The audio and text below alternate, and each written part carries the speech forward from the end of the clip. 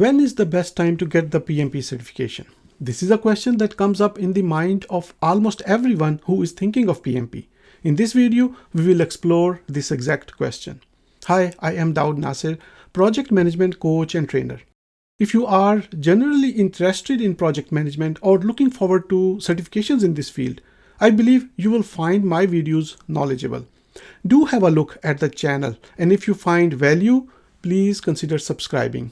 Thank you. Okay, so let us explore this question. When should you get the PMP certification? I want to share with you a story that may help you with the right decision. A few years back, I met an old acquaintance who was around 70 years old. My then 10 years old son was with me. After the usual greeting, I introduced my son. The friend was delighted to see my son and started addressing him directly and asked him about his interests and what he wants to be when he grows up.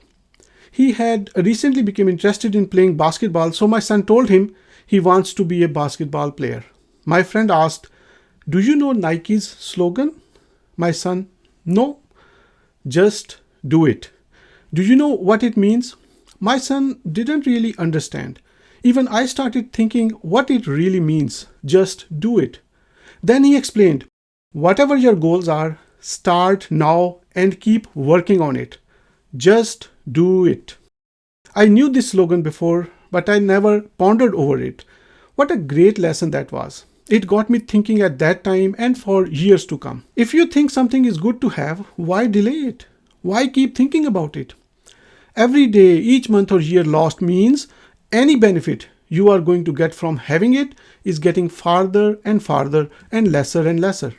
If PMP certification is relevant and worth it for you and you are eligible to apply, then what is stopping you from going after it right away? Probably money or time?